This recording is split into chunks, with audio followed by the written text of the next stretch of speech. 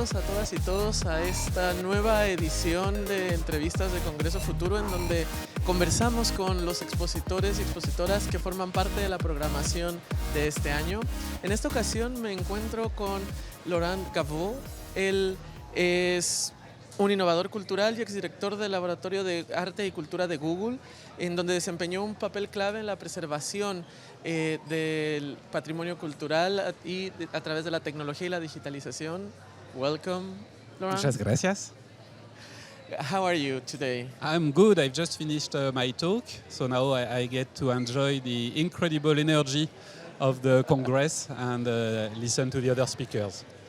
Great. Well, many of your work has center in this idea of innovation and culture, and how can we preserve our cultural heritage in terms of digitalization and everything. So the first question I would like to ask is, how do you see technology shaping the way in that we do that, and the way that we protect our heritage? Thank you. Yes, you're right. I've been working on art, culture and technology for the past 30 years now, and especially about how technology and digitization can be powerful tools for preservation of our shared humanity through cultural heritage digitization. I think it's an important topic, and even more an important topic today, because what we preserve of our culture, it can be books, manuscripts, music, recipe, video, artworks, whatever, is really what will inform the digital systems that are part of our life. So if we don't preserve culture, it will not be part of the way culture is represented in the digital world. I think you spoke about how we preserve culture, but also there's a part in where the way in we experience this culture. Many of us are used to the physical object, but does digitalization and this digital preservation allows to enjoy it in a different way? Yeah, absolutely, and you're right. It's a different way. I strongly believe that nothing is better than visiting a museum, going to a theater, watching a movie, doing in a movie theater, enjoying the physical world of culture, or tasting a great cooking recipe. But digital and digitization and all the new ways of interacting with culture are interesting when they can complement it. There are many ways that you can enrich your cultural experience through technology. First, it can be before a visit, where you want to prepare. Then it can be during a visit when you want additional information. Then it can be when you come back and you want to discover maybe things that you've missed, or to go deeper into culture. But also there are ways that you can enjoy and get immersed into culture just in ways that only technology allows. I give you one example. A few years ago, I was working with 18 museums in the world to create a virtual exhibition, a digital gallery of Vermeer, the painter Vermeer. He has 32 paintings in the world today. They are in many museums, 18. And for the first time, we could gather digitally all those paintings in one place, a virtual gallery, which was the first time that people could enjoy all 18 paintings in the same place, which is impossible in the real world. They are too fragile. It would be just impossible to organize such an exhibition. It would be dangerous for the artwork. And that's what I like about technology. When it allows to do something different, something that is a complement to enjoying art in our daily life. This idea of enjoying our digital or cultural heritage, for me, is really interesting, because our heritage and our cultural heritage is this kind of, I like to think about a river that connects past, present, and probably what we've been doing in the future. And in that sense, this digitalization is a bridge, no? So I would like to ask how technology enhance our sense of connection with histories, personal stories. You told one earlier in your talk, but these personal experiences or personal stories with the cultural heritage. I think you're right. I think the question is less about what is our joint history. It's about how do you connect with it.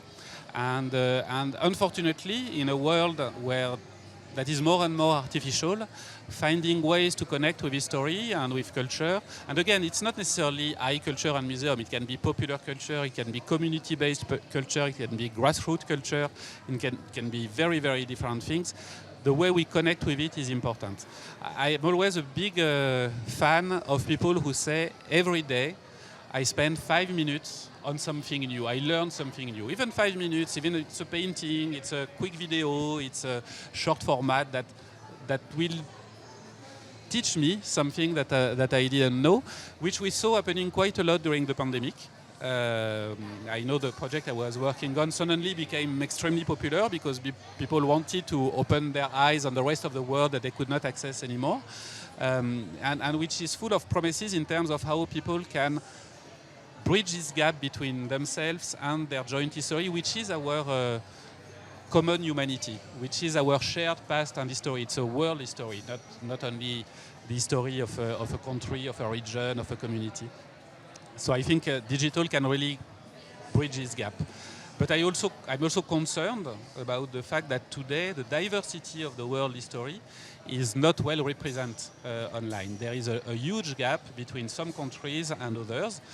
For example, when you look at artificial intelligence, 90% of the data on which artificial intelligence systems are trained today is coming from the US and Western Europe. That means that only 10% of the data, cultural data or not, but cultural data included, 10% of the cultural data of the world, only 10% is used to train AI systems in the world. Which, if the future for all of us is to work with machines in different ways and to collaborate with machines and AI systems, which means that we are maybe on the verge of a giant loss of knowledge from multiple regions. That was a sign, maybe.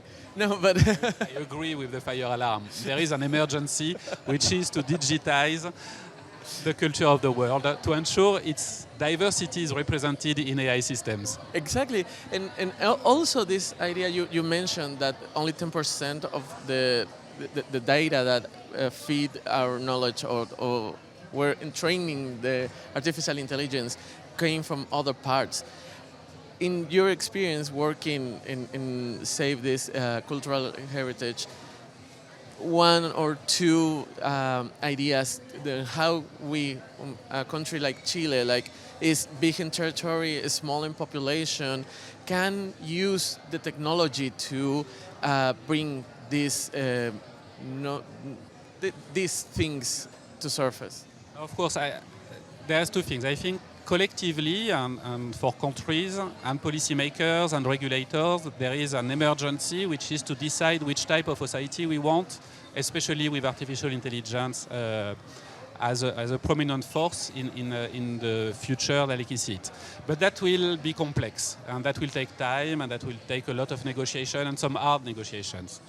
On the other hand, digitizing your heritage is relatively easy. At least it's easier. And I think it's the first step I would take. If I was a policymaker today in Chile, I would say, what is the cultural data we are offering to the world?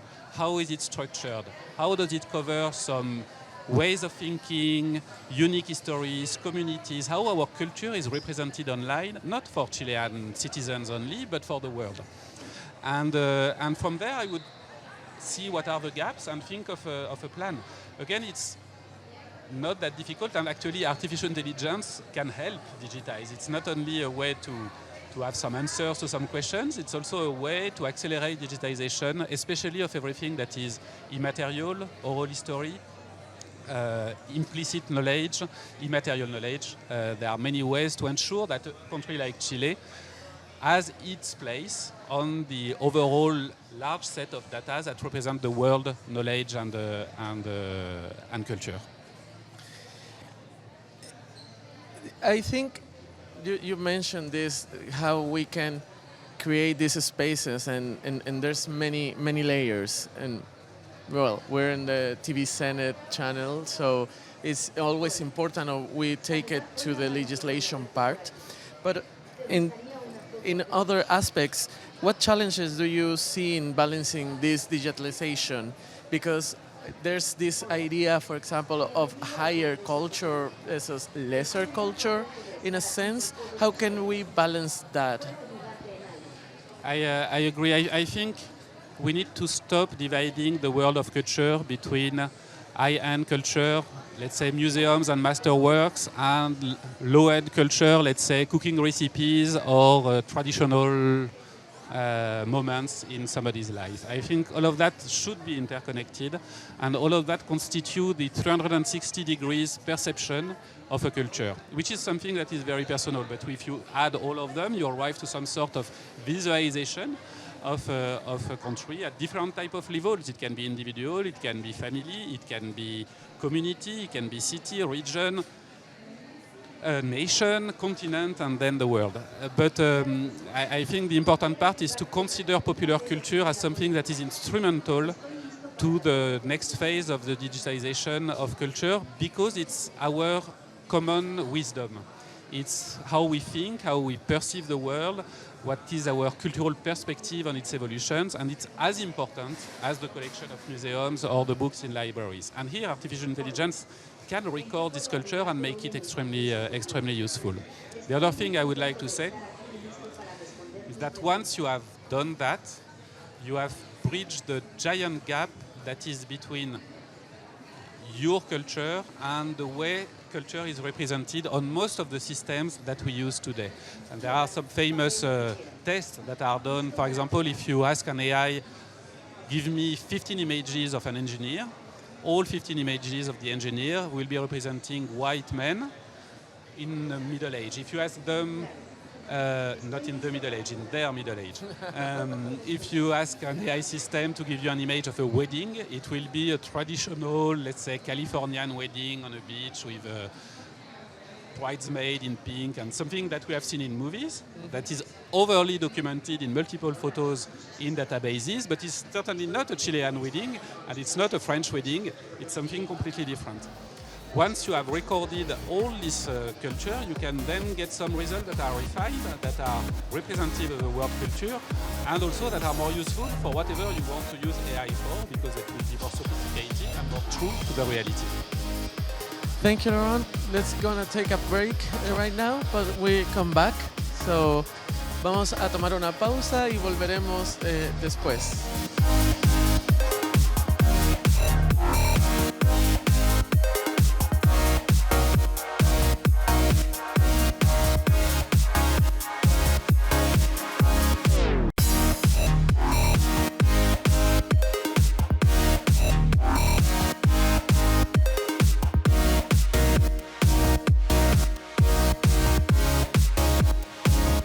Estamos de vuelta en esta conversación con Laurent Gaveau. Voy a hacer un poquito de recordarles quién es. Su trabajo se centra en la intersección de la cultura y la tecnología y ha explorado las herramientas digitales para transformar nuestra experiencia del patrimonio cultural. Y hemos hablado con él acerca de cómo podemos preservarlo y cómo podemos usar las herramientas digitales para experimentar el patrimonio de una manera distinta. Welcome back. Good to be back. Well, Laurent, we were talking about how people can take actions to represent their culture and make it more prominent when now this new era of feeding to the artificial intelligence and create a more representative world. I would like to ask about that. How can you, in the digital part, create these different worlds or create a space for these different representations? How can you manage that? So I think there are two things, and I think both are in the hand of policymakers and professionals. I think the first one is how do we?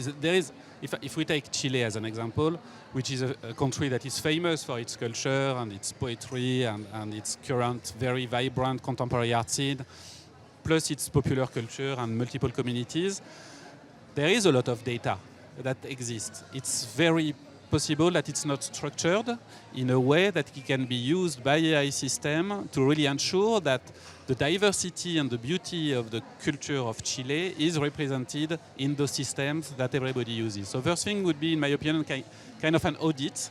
What is how is Chilean culture and art and knowledge and ways of thinking represented today, and how can we structure it in a way that it becomes more usable?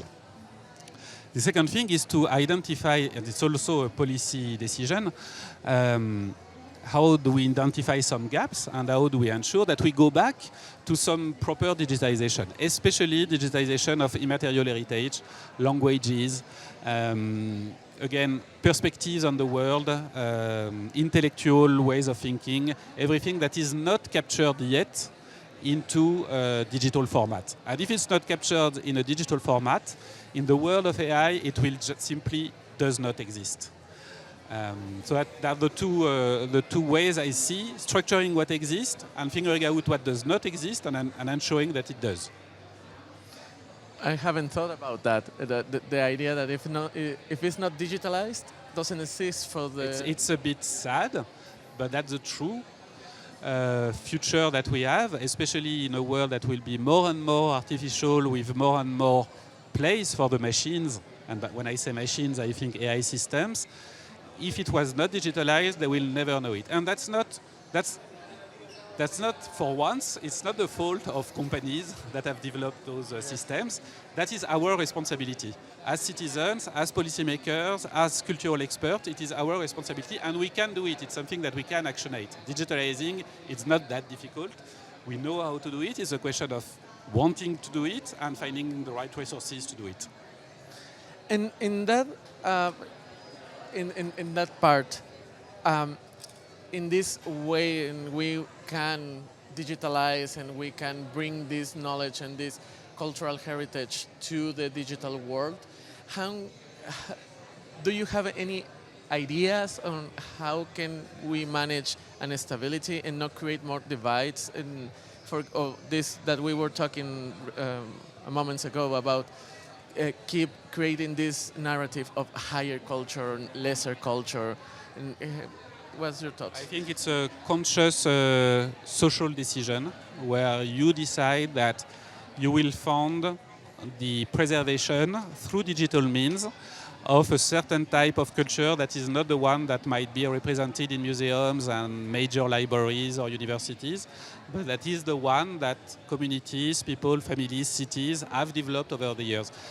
In the US, a few years ago, I was asked to do a digitization of the culture of cities in the Midwest. So not the big cultural centers like New York or Boston or Washington or San Francisco, not the coast where there are the big cultural centers, but the cities in the Midwest which are more rural and who has a very different culture. And when I went there and started working on that, they had some wonderful museums and some great orchestras and some very interesting libraries, and all of that, it was easy, it was what I'm used to do, but they have some incredible oral history. They have some incredible, in Kansas City, the best barbecue in the world, which is completely, as they say, I'm not sure, I'm sure it's Chilean, but, but as they say, it's the best, and it's a very good barbecue. But it's so part of the culture, and there are so many, from their different type of barbecue recipes, there are so many things you can learn about the geography, the agriculture, the story of this city of pioneers. And then move back to the jazz history, which was a very grassroots and grounded into the city. And then to the new scene of pop music, which is completely interesting. All of that, what I want to say is that you take a step back and you look at it in a holistic way, and you figure out, okay, what are the many ways this culture of this city is completely unique, and for each one of them, you find the right digitalization system. And is there a component of owning it as well? Because I think many times what happens is that, is this worth it of sharing posted photograph or digitalized in many cases, what you said, and we missed as producers of that patrimony of the cultural heritage, we forgot that it matters, right? And in that sense, it's always important for you. Or my question was in this direction. You think that the access to technology to many people enables that new heritage to appear in the internet? Yes, and as we discussed earlier, I think in the new world of artificial intelligence, if it continues to develop as it is, think of a concrete use case. In a few years, it's very possible that our children will have some AI teachers. Maybe not only AI teachers, I hope not, but AI will be part of their learning journey. If those AI teachers, AI systems that are part of their learning journey has never seen the image of a Chilean wedding, I'm sure they would, but of something that is unique to Chilean culture because it was digitized and forgot or not even digitized, can you imagine how narrow their view of the world will be? And so I think every one of us should think, okay, when I digitize something, maybe I don't think it's important, maybe I don't think it's high art, maybe I don't think it's a culture that will influence the whole world. It is actually the fabric of our culture, our daily culture. And it is important to make it available for systems to be able to be more accurate and more diverse. Every time the word diverse appears is really interesting because it seems that we forgot that we are a diverse society, a diverse country, a diverse world, and with globalization in terms to seems like we want to be the same, like the same group, but no, that's not true. And that brings me to this another part that I would like to ask you, because you start your presentation saying that you're not an artist, you're not people of technology, but you work with in those words for a long, long time. Yes, I have no expertise. I don't know how to do things. How do you become these people who can navigate this and talk about these issues? Yeah, so you're right. I'm not an engineer. I'm not an art historian. I don't have academic credentials in either technology or culture. But at the very beginning of the internet, because I was there, I was a grown-up man when I had my first. I'm not a digital native at all. At the very beginning of the internet, I was. My personal passion was in culture, and I wanted to have a career in this field, music specifically. And I discovered internet and its possibilities, and it blew my mind. And I've decided that there was a way to make a connection between those two worlds, and we were not that many at that time. So I had the opportunity to become an expert in making the expert work together. So I'm very good at having an engineer working with an artist, a researcher working with a curator, and that's what I've been doing for 30 years, first in museums, like the Palace of Versailles, where I worked for 5 years, creating a lab where technical experts would come and work with curators and historians. And then I joined Google, where I worked on another lab, the Google Arts and Culture Lab. It was the same, inviting experts from the cultural field and artists to work with engineers at Google on some new ideas and new projects. I remember also that moment in time where internet wasn't a thing and we were afraid of what will happen. And I think that idea is still in our minds, like what will happen now with artificial intelligence. But in your experience, did you find difficult to bring those worlds together? At the beginning, a little bit, because when I started, for example, when I was discussing with a museum director somewhere in the world, he or she would tell me, but if I show too much of my content and my collections online, people will not come anymore. My conviction was that it was the contrary. The more you are present online, the more you have a voice online, the more people will want to come because you create a desire to do the full experience, which is always a physical one. And so I think that went down a little bit over the years, over 5 to 6 years, and I never heard that anymore. I think actually the cultural sector in the world has been very, very innovative in many ways. We've seen that in the pandemic, where museums were extremely innovative with teams that were fully dedicated to embrace possibilities on social media, to share collection, to have conversation with their audiences. So I think that's over. Now on artificial intelligence, I hear many people being more pessimistic, and I have to say I am too. I am quite, if not pessimistic, at least quite concerned with how it's developed today and what it will look like if we don't take responsibility for how artificial intelligence is developed today. Caution optimistic, I like to call it. I love technology. I'm fascinated with artificial intelligence. I've been working with artificial intelligence for 10 years. I worked with wonderful researchers and engineers. I'm cautiously optimistic. I'm cautiously pessimistic, to be completely honest. Welcome aboard. Well, in that note, I would like to ask you, what humanity you would like to be or become in the future? I think I hope for humanity to fight for their values, for its values. I hope for humanity to ensure that the place of human in the future is the place that they deserve. I think there is nothing as wonderfully complex as a human being, as a human society, as human culture, as human art.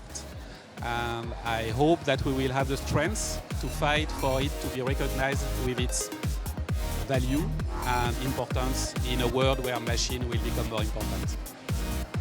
Thank you very much, Thank you very much. Laurent, and it's a pleasure to talk with you. And muchas gracias al público que nos acompañó en esta entrevista que forma parte de Congreso Futuro 2025, en donde este año estamos respondiendo a la pregunta: ¿qué humanidad queremos ser? Muchas gracias y hasta la próxima.